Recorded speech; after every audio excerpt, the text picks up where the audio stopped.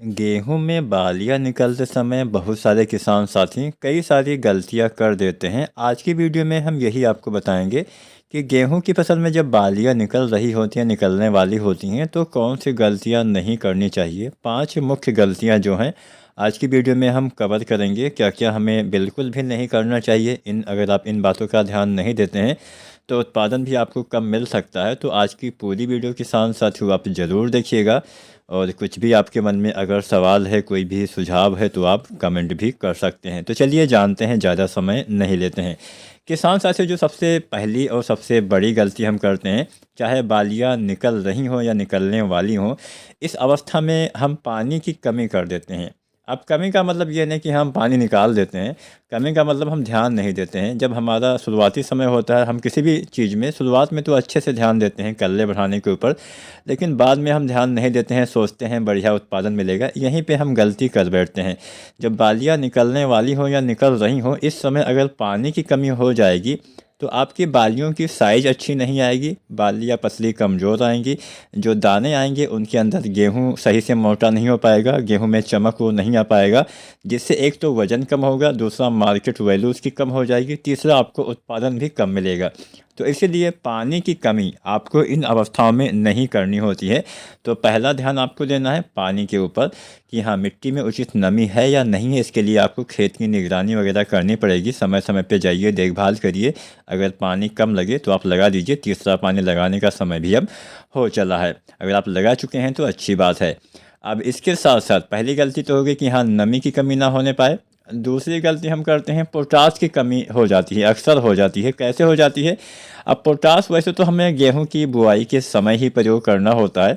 जब हम गेहूं के फसल की बुआई करते हैं, गेहूं के बीज की बुआई करते हैं, तो शुरुआत में जब हम डीएपी डालते हैं तो उसी के साथ हमें पोटास का इस्तेमाल करना होता है। पोटाश जो आता है, एमओपी पोटाश ज़्यादातर किसान साथी डालते हैं। तो एमओपी पोटाश जो 60% वाला आता है, बुआई के समय ही आप 25 किलो से 35 या अधिकतम 37 किलो पर एकड़ के हिसाब तक इस्तेमाल कर सकते हैं। जो वैरायटियाँ ज़्यादा उत्पादन देती हैं उसमें ज़्यादा आपको पोटाश देना होता है। तो अक्सर हमने देखा कि हम पोटाश का इस्तेमाल नहीं करते हैं, हम डीएपी भी बड़ी मुश्किल से डालते हैं। मिली तो डाला, नहीं मिली नहीं डाला। ऐसा नहीं कि आपको डीएपी अगर ना मिले तो आप डीएपी के सहारे ही बैठे रहिए।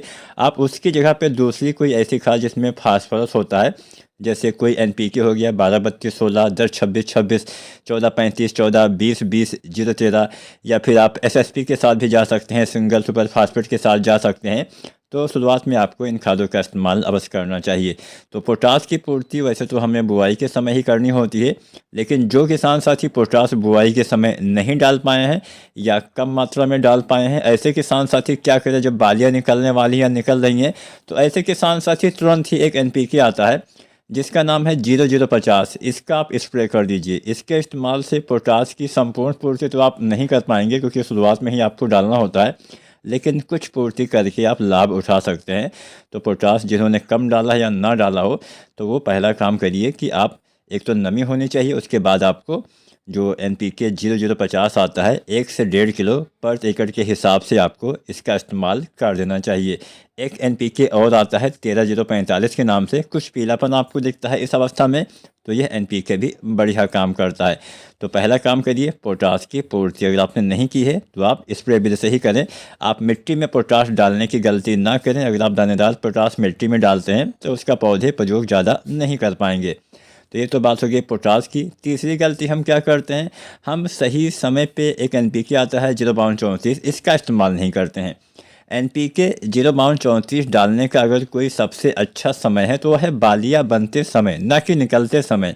अगर आप बालियाँ बनते समय जो शुरुआती अवस्था होती है उसमें डालेंगे तो उससे बालियों का निर्माण अच्छे से होगा। अगर आप बालियाँ निकलते समय डालेंगे तो बालियाँ क्योंकि निकल रही हैं तो उसका विकास तो आधे से ज़्यादा तो अंदर ही हो जाता है, बाद में तो दाने का विकास अच्छे से होता है।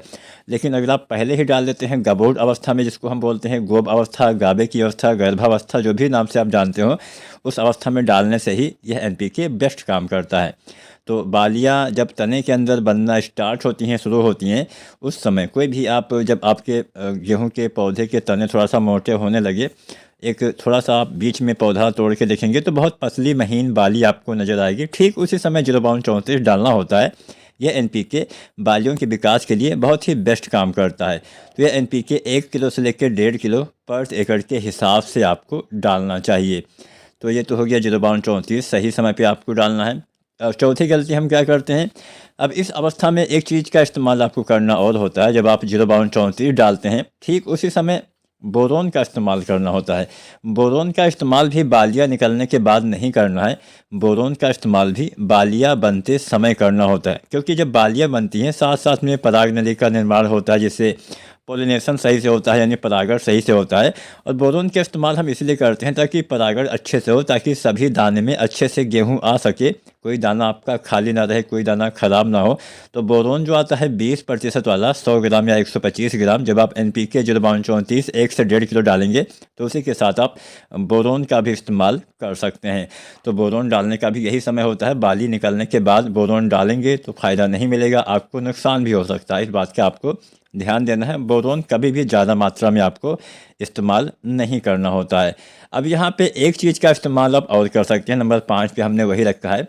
जो किसान साथी जिंक ना डाले हों, या फिर अगर आप जिंक का स्प्रे विधि से पूर्ति करते हैं, तो आप जिंक जो है बाली निकलने से पहले ही डालिए।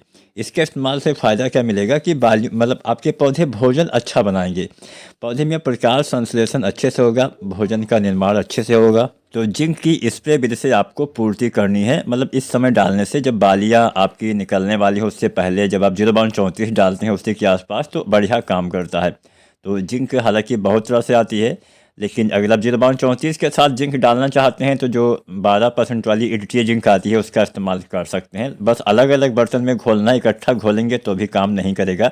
तो चिलेटेड वाली जिंक जो आती है 12% वाली, लगभग 100 ग्राम के हिसाब से आपको डालना है। साथ में 0.34 बोरोन आप डाल सकते हैं, लेकिन ध्यान यही देना है कि अगर आप जिंक का इस्तेमाल किसी भी फास्फोरस वाली खाद के साथ चिलेटेड वाली जिंक डालने वाले हैं, तो सबसे बढ़िया है कि आप अलग अलग बर्तन में घोलिए। इन दोनों को एक साथ मिलाया तो जा सकता है, लेकिन लंबे समय तक मिला के रखा नहीं जा सकता। तो कोशिश करिए अलग अलग घोल बनाइए, या फिर सबसे बढ़िया रहेगा कि आप अलग से ही स्प्रे कर दीजिए। 0.34 बोरोन डाल दीजिए, साथ में कोई फंगिसाइड डालना चाहते हैं तो वो भी डाल दीजिए, और जिंक और 1-2 किलो यूरिया आप घोल के स्प्रे कर दीजिए। 12% वाले जिंक आपको लेना है 100 ग्राम, और लगभग 1-2 किलो यूरिया लीजिए। या फिर अगर आप 33% वाला जिंक सल्फेट लेना चाहते हैं तो 700 ग्राम लीजिए, साथ में 1-2 किलो यूरिया लीजिए। या फिर अगर आप 21% वाला जिंक स्प्रे करना चाहते हैं तो वो भी कर सकते हैं। इसके साथ भी आपको 1-2 किलो दानेदार यूरिया घोल के स्प्रे कर देना है। इसके इस्तेमाल से बढ़िया फ़ायदा मिलेगा, पौधा भोजन अच्छे से बनाएगा, पौधे का विकास मतलब बालियों का विकास जिससे अच्छे से होगा, दाने अच्छे आएंगे, दाने की मोटाई अच्छी आएगी, और आपको बढ़िया फ़ायदा मिल सकता है। बाली निकलने के बाद भी आप एनपीके 0.050 का इस्तेमाल करेंगे तो दाने का वजन अच्छा आएगा। वीडियो अच्छी लगी हो तो लाइक करें। धन्यवाद।